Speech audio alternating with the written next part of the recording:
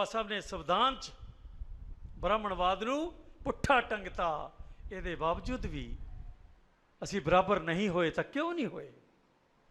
इसका कारण की है कि बाबा ने जदों 1 करोड़ बंदा पढ़ाया, नौकरी ते लाया, जदों साडा बंदा IAS बनया, साडा बंदा IPS बनया, जब साडा बंदा मुख मंत्री बनया, साडा बंदा मंत्री बनया, MLA ते MP बनया, सरपंच बनया, मैंबर बनया, क्लर्क लग्या, SP लग्या, DSP लग्या, DC लग्या, तो सीधा मंदिर च जा वड़िया। बराबरी किवें आउंदी? जिस भगवान की बदौलत हज़ारां साल असी मावां समेत जुत्तियां खांदे रहे, बाप दे समेत जुत्तियां खांदे रहे।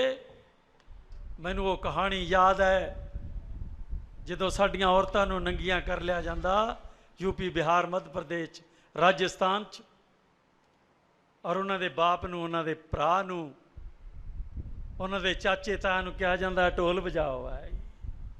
साडे बजुर्ग ढोल बजाउंदे और उन्हां दी माँ, उन्हां दी भैन, उन्हां दी बच्ची पूरी अल्फ नंगी पिंड दे विच घुमदी रहिंदी। साडे च जुरत नहीं पई कि असीं उन्हां नूं रोक सकीए। मैं अत्याचारां दी कहानी कह रहा, जुल्म दी कहानी कह रहा, ते जुल्म कल्ला ब्राह्मण ने नहीं किता, जुल्म तां तुसीं भी बहुत कीता। बाबा ने तुहानूं स्कूल भेजिया, तुसीं मंदिर वड़ गए जाके। बाबा ने तुहानूं यूनीवर्सिटी भेजिया, तुसीं मंदिर गुरुद्वारे वड़ गए जाके। बाबा ने तुहानूं IAS बनाया, घरे टल्लियां रख लियां, कोठियां बनाइयां, पूजा रूम बना ले कि बाहर नहीं जाना, घरे टल्लियां खड़काओ है। ते थोड़ी जिम्मेवारी कि बाबा क्या करते सी कि मेरे लोगों जब तुसी पढ़ जाओ तो पढ़न तो बाद अपने लोगों च जाओ और अपने लोगों नूं बराबर खड़े करियो। और बाबा ने एक दिन कहा कि जाओ अपनी कंधां ते लिख दो कि तुसी इस देश के हुक्मरान होना है। कंधां ही कोई नहीं सी, लिखदा कौन वा? कोई स्कूल नहीं गया, कौन लिखता? कंधा ही कोई नहीं, लिखता कौन? फिर की होया? 1950 आया, इस देश का संविधान लिखा गया। फिर साडे कंधा भी बन गईयां, कोठियां भी बन गईयां, असी IAS भी हो गए, मुलाजम भी हो गए, छोटे तो वड्डे तक मुलाजम हो गए। साडियां कंधां ते लिखण वाला कोई नहीं सी कि तुसी इस देश दे हुक्मरान बनना है। ये अत्याचार किसने किया? कि ब्राह्मण ने अत्याचार किया है? कि ये ठाकर का अत्याचार है? कि बणिए का अत्याचार है? ये अत्याचार मेरे वीरो जिहड़े पढ़िया लिखिया समाज है, जिहड़ा नौकरियां ते लग्या समाज है, उस बंदे ने किया है। इस देश च सिर्फ 6.5 लाख पिंड है, 6.5 लाख। 1 करोड़ बंदा पढ़िया तो मुलाजम लग गया। 35 साल तो मैनू हो गए, 35 साल घूमदे नू, 35 साल जिंदगी दे बीत गए। 10 साल मैं कम्युनिस्ट रहा और 35 साल मैं वामसेर का मैंबर है। 45 साल जिंदगी लांघी, बाकी की बचा मेरे को?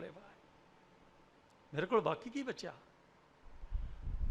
और मैं 35 साल च पता नहीं किन्ने लख लोगों नूं, मैं तो लखा भी नहीं गिन सकता कि किन्ने लख मेरे को बैठे और किन्ने लखा लोगों को मैं भौंकदा रहा और मैनू भौंकदा कह के लोग अपनी अपनी मस्ती च जिउंदे रहे। ये अत्याचार किसदा है? की जवाब SDO साहब की जवाब देंगे आप? किसदा अत्याचार है? जेड़ा साडे चों निकलिया वो लोगों को छिल्लण वालियां च रल गया। असी चम लाउंदे रहे, वो साले बंदे छिलते रहे। और जेड़े पढ़ लिख गए कोठियां कारां च एसी लग गए। भाई मैं 35 साल तो सोच रहा है कि यार मैं भी एसी ला ला। फिर मैं सोचता है एसी ला लिया तो बाहर लोगों को तेरा प्यो जाएगा, वो तो मर गया, कि तेरा प्यो जाएगा, तो फिर ये एसी दी ऐश लेगा या लोगों को जाएगा। 35 साल तो सोच रहा है। अरे मित्रों, मेरे वास्ते एसी लाना किड्डी की गल है। मेरी औरत मुलाजम, मैं मुलाजम, जिदे घरे 2 मुलाजम, बाबा साहब की कृपा नाल 2 मुलाजम, और जिन्हों के घरे अज तो 10-12 साल पहला 70-80 हज़ार रुपया 15 साल पहला घरे आउंदा सी, उन्होंने एसी लाना की औखा वा? दसो मैनूं की औखा है? पर तुसीं तो लाए है ना सारे ने। ऐश ना सौंदे हो, मजे नाल सौंदे हो, इधर बीवी बैठी है, उधर टीवी लग्या है। हाँ, बीवी है, टीवी है, एसी है। बाहर धक्के खाण जाना क्यों भाई? एक पासे बीवी है, एक पासे जवाक मस्ती कर रहे हैं, सामने टीवी लग्या होया है, ऊपर एसी लग्या होया है। रब रब तो अंदर आ गया भाई, हुण तुसीं बाहर की लैण जाना? इहदे बावजूद भी कि असीं अपने लोकां ते अत्याचार किया, असीं अपने लोकां ते जुल्म किया, असीं अपने पेट पाले, असीं कच्चे घरां चों कुल्लियां चुट के कोठियां ते बंगलियां वाले बने, असीं गधियां ते कुत्तियां ते झूटे लैण वाले कारां वाले बन गए। असीं अत्याचार किया, बहुत जुल्म किया। अपने लोगों ते जो जुल्म साडे बंदे ने किया दिसदा नहीं है। ब्राह्मण का जुल्म दिसदा है, साडा जुल्म नहीं दिसदा। असीं टीवी देखते हाँ, जुल्म की खबर आउंदी है, जुल्म की कहानी सुनाई जाती है, 2-4 नंगियां औरतां कोल दी विच दी लंघदियां और असीं मजे लेके सौ जाते हाँ। इदू वड्डा अत्याचार कौन करेगा भाई? जिस कुड़ी की कहानी मैं कही है, ये टीवी ते भी आई है भाई, ये तो टीवी ते भी आई है। इस देश के किन्ने लोग है जिन्होंने अग लगी, जिन्हों का सीना पाटिया, जिन्हों के अंदर जंगल बलिया, किन्ने लोग है? नहीं बलिया। इसे करके तो हो रहा है। ये जुल्म कौन जुल्म नूं हौसला दे रहा है? इस देश का 1 करोड़ मुलाजम। ये बावजूद भी 1978 तो बाद, बामसिर का झंडा झूलन तो बाद, और 1980 च बामसिर के पंजाब चौंण तो बाद, महाराष्ट्र, यूपी, बिहार, मध्य प्रदेश, महाराष्ट्र और पंजाब, ईवन हरियाणा भी वो शामिल सी। ये की होया? सूरमे पैदा होए भाई, कबरां चों निकले सूरमे। और अज मैनू कोई पूछता है कि किन्ने पढ़े लिखे लोग आ जिहड़े वो अपने लोगों के घूमते हैं, जब मेरे ते सवाल होंदा है तो मैं 1 लाख कहना भाई। हमेशा 1 लाख आदमी पूरे देश घूम रहा है। ये बावजूद भी बदलते क्यों नहीं? क्योंकि साडा आदमी 3000 साल लंबी गुलामी तो बाद अपने अंदरों वो जिहड़ी अग हुंदी है ना, वो सारी स्वाह हो गई भाई, सीने बुझ गए। कहते दीवा गुल हो गया बेलियो, दीवा गुल हो गया। असी तेल भी पाउंदे हाँ, बत्ती भी पाउंदे हाँ, उन्होंने अपना खून दे के जगाउंदे भी हाँ। फिर साड़ी मामूली जी हवा आउंदी है, फिर दीवे गुल हो जाते हैं। सारे गुल दीवे दिवाली ते जग जाणगे ते अपना जलूस कढ़दे हो। मारे गए बाप दी खुशी च पटाके चलाते हो।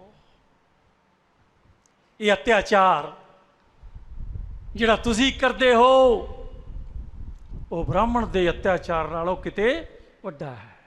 ਉਹਦੀ ਇੱਕੋ ਹੀ ਉਦਾਹਰਨ ਦੇਵਾਂਗਾ ਕਿ ਜਿਸ ਦਿਨ ਸਾਡੇ 5 ਬੱਚਿਆਂ ਨੂੰ ਊਨੇ ਦੇ ਵਿੱਚ ਲਿਆ ਕੇ ਹਿੰਦੂਆਂ ਨੇ ਕੁੱਟਿਆ, ਛਿੱਲਿਆ, ਤਾਂ ਸਾਡੇ ਭਰਾਵਾਂ ਨੇ, ਜਿਨ੍ਹਾਂ ਦੇ ਅੰਦਰ ਅੱਗ ਲੱਗੀ, ਜਿਨ੍ਹਾਂ ਦਾ ਸੀਨਾ ਬਲਿਆ, ਉਹਨਾਂ ਨੇ ਮਰੀਆਂ ਗਾਈਆਂ ਤੇ ਬਲਦਾਂ ਦੇ ਸਾਰੇ ਹੱਡ ਲਿਆ ਕੇ ਹਿੰਦੂਆਂ ਦੇ ਦਫ਼ਤਰਾਂ 'ਚ ਧਰਤੇ ਪਾਏ। ਇਨਕਲਾਬ ਖੜਾ ਕਰਤਾ। ਔਰ ਇਹ ਪਹਿਲੀ ਵਾਰ ਹੋਇਆ ਕਿ ਪੂਰੀ ਦੁਨੀਆ 'ਚ ਅੱਗ ਲੱਗੀ।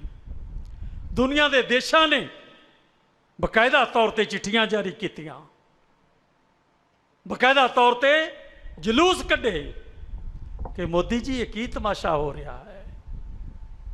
ਜੇ ਮਿੱਤਰੋ ਅੱਜ ਤੁਸੀਂ ਇੱਥੇ ਆਏ ਹੋ, ਅਗਰ ਤੁਹਾਨੂੰ ਆਪਣੇ ਅਤਿਆਚਾਰਾਂ ਦੀ ਸਮਝ ਪੈਂਦੀ ਹੈ, ਅਗਰ ਇਹਨਾਂ ਅਤਿਆਚਾਰਾਂ ਨੂੰ ਰੋਕਣਾ ਹੈ, ਤਾਂ ਮਿੱਤਰੋ ਡਾਂਗਾ ਚਲਾਉਣ ਦੀ ਕੋਈ ਜ਼ਰੂਰਤ ਨਹੀਂ ਹੈ, ਹਥਿਆਰ ਚਲਾਉਣ ਦੀ ਜ਼ਰੂਰਤ ਨਹੀਂ ਹੈ, ਗੋਲੀਆਂ ਚਲਾਉਣ ਦੀ ਜ਼ਰੂਰਤ ਨਹੀਂ ਹੈ, ਤੀਰ ਚਲਾਉਣ ਦੀ ਜ਼ਰੂਰਤ ਨਹੀਂ ਹੈ। ਇਸ ਦੇਸ਼ ਦਾ ਚਾਹੁਣਾ ਜਿਹੜਾ 100 ਕਰੋੜ ਹੈ, ਅਗਰ ਇਹਦੇ 'ਚੋਂ 15 ਕਰੋੜ ਵੀ ਚੀਕਾਂ ਮਾਰ ਲੱਗ ਜਾਏ ਉੱਠ ਕੇ, ਤਾਂ ਬਾਹਮਣ ਭੱਜ ਜਾਏਗਾ, ਤੁਹਾਡੀਆਂ ਚੀਕਾਂ ਸੁਣ ਕੇ ਭੱਜ ਜਾਏਗਾ। ਤੁਸੀਂ ਤਾਂ ਚੀਕਾਂ ਮਾਰਨ ਦੇ ਕਾਬਲ ਵੀ ਨਹੀਂ ਰਹੇ। ਤੁਸੀਂ ਇੰਨਾ ਹੀ ਕਹਿ ਦਿਓ ਮਾਰਤੇ ਓਏ ਮਾਰਤੇ। ਜਦੋਂ ਘਰ ਦੇ 2 ਜੀ ਉੱਠ ਕੇ ਮਾਰਤੇ ਵੇ ਲੋਕੋ, ਮਾਰਤੇ ਲੋਕੋ ਕਹਿੰਦੇ ਆ ਨਾ, ਡਾਕੂ ਵੀ ਭੱਜ ਜਾਂਦੇ, ਸਾਲੇ ਚੋਰ ਵੀ ਭੱਜ ਜਾਂਦੇ ਆ। ਤੁਸੀਂ 10 ਕਰੋੜ ਲੋਕ ਉੱਠ ਕੇ ਮਾਰਤੇ ਹੋਏ ਮਾਰਤੇ ਕਹਿਣਾ ਸ਼ੁਰੂ ਕਰ ਦਿਓ, ਇਹ ਬ੍ਰਾਹਮਣ ਦੌੜ ਜਾਏਗਾ, ਲੜਨ ਦੀ ਜ਼ਰੂਰਤ ਨਹੀਂ ਪਏਗੀ। ਕਿਉਂਕਿ ਜਿਹੜਾ ਅਤਿਆਚਾਰ ਉਹਨੇ ਕੀਤਾ ਹੈ ਉਹ ਦਿਸਦਾ ਹੈ, ਜਿਹੜਾ ਅਤਿਆਚਾਰ ਤੁਸੀਂ ਕਰਦੇ ਹੋ ਦਿਸਦਾ ਨਹੀਂ ਭਾਈ। ਅੱਜ 35 ਸਾਲਾਂ ਬਾਅਦ ਮੈਂ ਆਪਣੇ ਮੰਚ ਤੋਂ ਆਪਣੇ ਲੋਕਾਂ ਨੂੰ ਇਹ ਕਹਿ ਰਿਹਾ ਕਿ ਮਿੱਤਰੋ, ਤੁਸੀਂ ਆਪਣੇ ਲੋਕਾਂ ਤੇ ਬਹੁਤ ਅਤਿਆਚਾਰ ਕੀਤਾ ਹੈ। ਤੁਸੀਂ ਉਹਨਾਂ ਨੂੰ ਬਲਦੀ ਅੱਗ ਦੇ ਵਿੱਚ ਛੱਡ ਕੇ ਆਉਂਦੇ ਹੋ, ਬਲਦੀ ਦੇ ਬੂਥੇ ਡਾਹ ਕੇ ਆ ਜਾਂਦੇ ਹੋ। ਅਰੇ ਤੁਸੀਂ 10 ਬੰਦੇ ਬੈਠ ਕੇ ਚਿੰਤਾ ਵੀ ਨਹੀਂ ਕਰਦੇ, ਕੋਈ 150 ਬੰਦੇ ਬੈਠ ਕੇ ਇਹਦੀ ਅੱਗ ਦਾ ਜਿਹੜੀ ਅੰਦਰ ਬਲਦੀ ਹੈ ਇਹਦਾ ਮੁਜ਼ਾਹਰਾ ਵੀ ਨਹੀਂ ਕਰਦੇ। ਔਰ ਜਿਸ ਦਿਨ ਤੁਹਾਡੇ ਅੰਦਰ